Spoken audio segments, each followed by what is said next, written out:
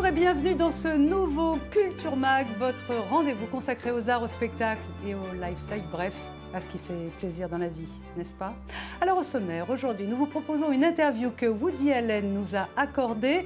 Il était en promotion pour la sortie de son dernier film, Blue Jasmine. Il a accepté de revenir sur sa relation à ce pays et à son identité juive. Dans le Culture Mag, nous parlerons mode, mais en version recyclage, avec un concours d'un genre nouveau pour des étudiants fashion. Ils ont eu 4 heures pour imaginer et créer un vêtement. Nous les avons suivis. Et puis enfin, nous irons voir de près la belle exposition consacrée au photographe Erwin Blumenfeld. Une importante rétrospective lui est consacrée au musée du Jeu de Paume à Paris. L'occasion de découvrir ou de redécouvrir ce contemporain méconnu de Man Ray.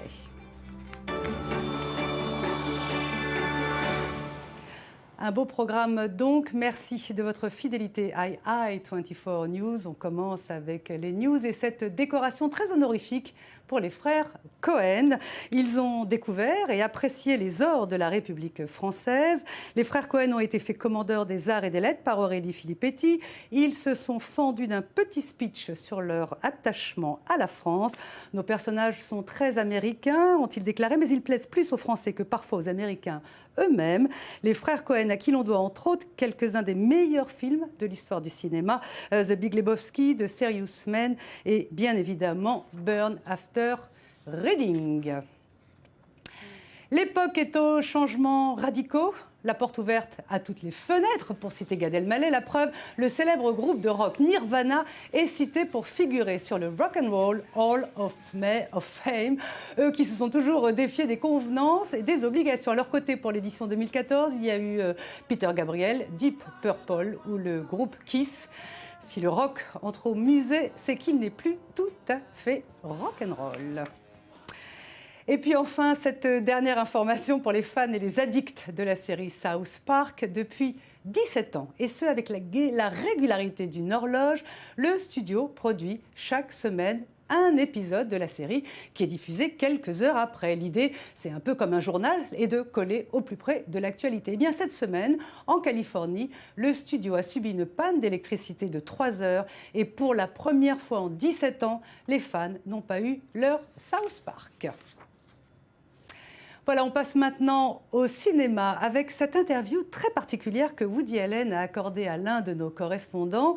Le réalisateur voyage de pays en pays pour la promotion de son dernier film, Blue Jasmine. Il a accordé une longue interview à notre correspondant à Paris, Lior Friedman, avec Sandy Fortis. Avec Blue Jasmine, Woody Allen raconte l'histoire d'une femme dont le mari est inculpé pour une escroquerie à la Madoff. Le public a tout de suite accroché, en partie parce que le film aborde la récente crise financière. Ma femme m'avait parlé de l'histoire d'une femme qui avait dû traverser ce genre de traumatisme. Et je me suis dit que c'était un sujet tragique, très intéressant. L'effet psychologique sur une femme qui s'est habituée à un certain mode de vie et soudainement tout lui tombe dessus. Donc j'ai écrit l'histoire, mais je n'avais aucune arrière-pensée économique ou quoi que ce soit. Je ne pensais qu'à ce personnage féminin et finalement on a eu la chance, commercialement parlant, que cette histoire dépasse le destin de cette femme pour parler d'un sujet qui intéresse tout le monde en ce moment. Et le public américain est allé voir le film, mais ce n'était pas mon intention initiale. Je n'étais intéressé que par le traumatisme psychologique subi par Jasmine, ce qui lui est arrivé personnellement, tout ce qui s'est passé autour. L'aspect économique et social n'est qu'un chanceux accident.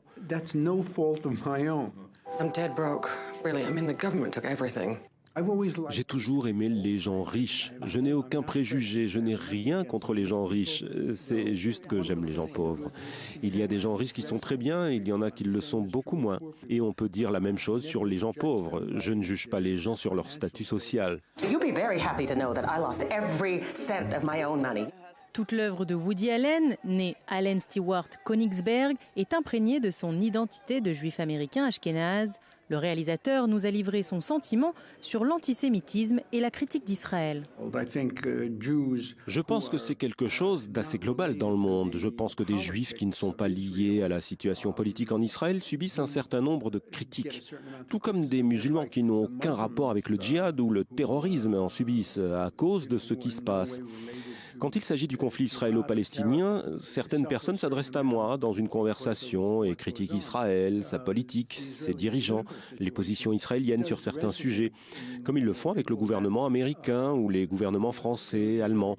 Ils affirment leurs opinions, pour ou contre, à propos de certains sujets en Israël.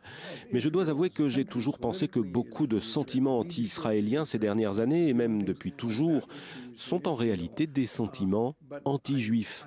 Je pense sincèrement que beaucoup de gens déguisent leurs sentiments négatifs envers les juifs en critique envers Israël, critique politique, alors qu'en fait, ce que ça veut réellement dire, c'est qu'ils n'aiment pas les juifs. Parce que le monde a toujours été très antisémite, et l'est toujours. C'est une maladie qui affecte l'humanité depuis des milliers d'années, et ça n'a pas changé. Mais je pense aussi qu'Israël existe aujourd'hui en tant que pays avec des questions politiques qui posent problème à beaucoup de personnes. Et ces critiques-là n'ont rien à voir avec de l'antisémitisme, puisqu'elles viennent même parfois de personnes qui elles-mêmes sont juives.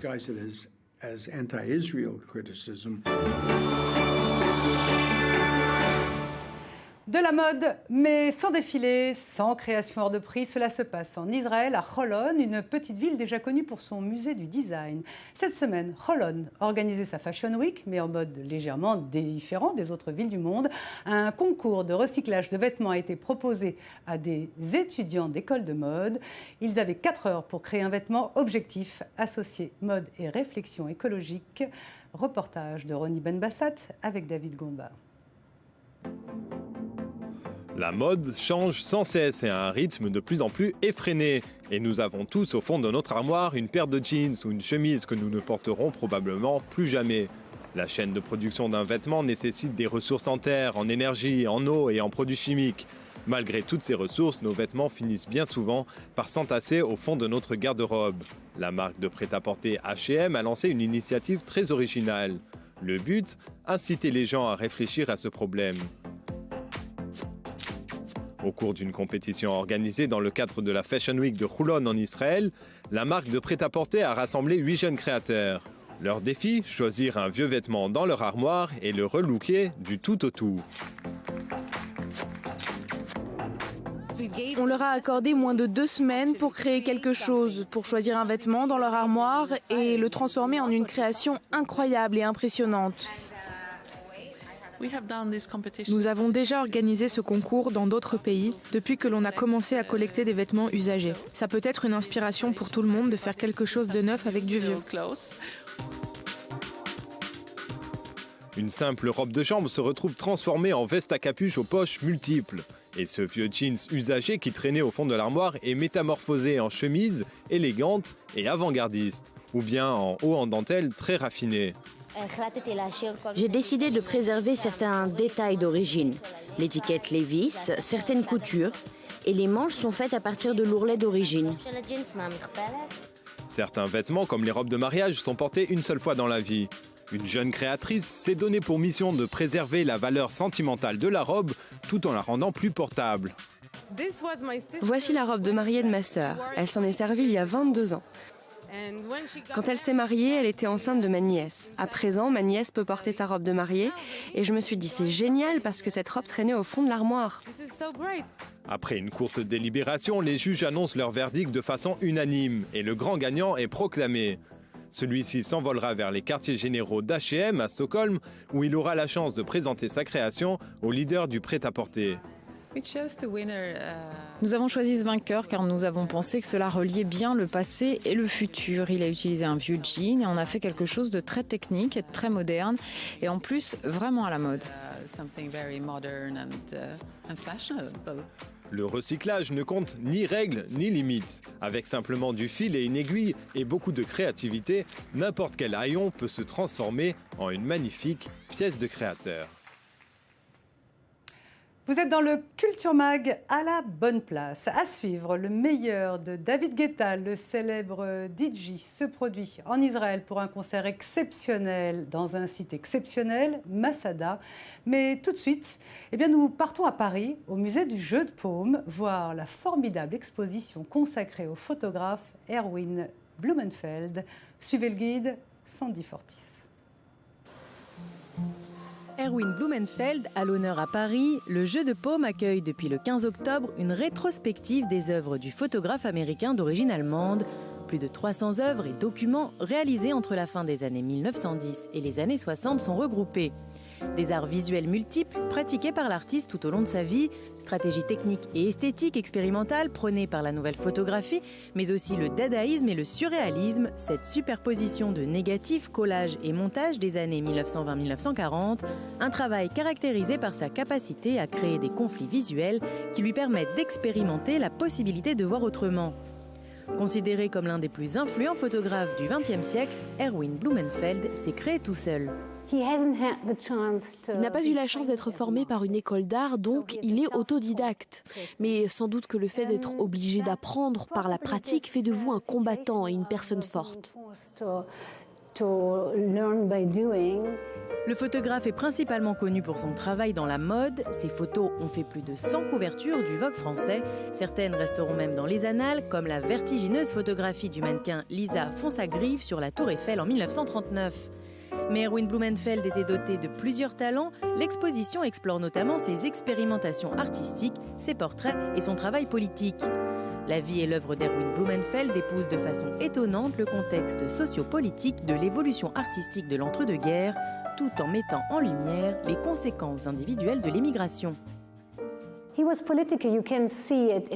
a été politisé, vous pouvez voir cela avec les collages. Vous savez aussi qu'il fait vraiment allusion à l'Empire allemand et il critique la guerre. Vous savez, son frère a été tué pendant la Première Guerre mondiale. Cet homme aux multiples facettes a parcouru le monde. Né à Berlin en 1897, issu de la bourgeoisie juive, il ne s'intéressera à la photographie qu'en 1919. Il commence sa carrière professionnelle aux Pays-Bas avant de s'installer en France en 1936. Interné dans un camp en 1940 à cause de son origine allemande, il parvient à s'enfuir aux États-Unis en 1941. De nombreuses expériences qui ont souvent inspiré son travail. Il est très innovant, c'est ce que l'exposition montre, mais pas seulement comme photographe de mode. Vous pouvez vous en rendre compte avec les portraits. Il a réalisé directement des portraits pour les clients et en même temps il a réussi à manipuler la manipulation de la chambre noire. Erwin Blumenfeld, une complexité difficile à raconter, même pour lui. En 1955, il commence son autobiographie, Jadis et d'ailleurs, mais ne la terminera que 14 ans plus tard, juste avant son décès à Rome en 1969. De magnifiques images. On reçoit maintenant Jenny Zana. Bonjour Jenny, vous êtes notre chroniqueuse musicale et vous nous parlez de David Guetta qui cartonne littéralement. David Guetta qui va donner un concert ou qui donne un concert exceptionnel dans un site non moins exceptionnel, Masada. Qu'est-ce qui se cache derrière ce David Guetta? Il s'en cache des choses derrière ce David Guetta. Un peu de génie, on peut dire, ça c'est sûr. Alors effectivement, c'est un événement pour Israël à Masada, ça c'est certain. On peut dire qu'en ce moment, il est en préparation de son 6e album studio, tournée mondiale, donc il va encore aller en Australie, en Nouvelle-Zélande. Et on peut dire également que c'est un parcours pas comme les autres. Il a démarré en tant que DJ, parce que c'est véritablement un amoureux de la musique. Il s'est un petit peu évadé du côté des clubs, des discothèques, avec sa fameuse complice et épouse Cathy Guetta, qui portait à l'époque, on peut dire, la culotte médiatique du couple. Jusqu'à personnalité attachante. Génial. Guetta, oui. Mais en 2002, tout s'arrête pour David Guetta. Il décide de vendre ses clubs et de se consacrer à ses premiers amours. Et on se rappelle, avec Chris Willis, notamment en tant que chanteur, du fameux Love Don't Let Me Go ou encore Just a Little More Love. Et puis ça s'enchaîne comme ça en 2007, en 2009, de très bons albums.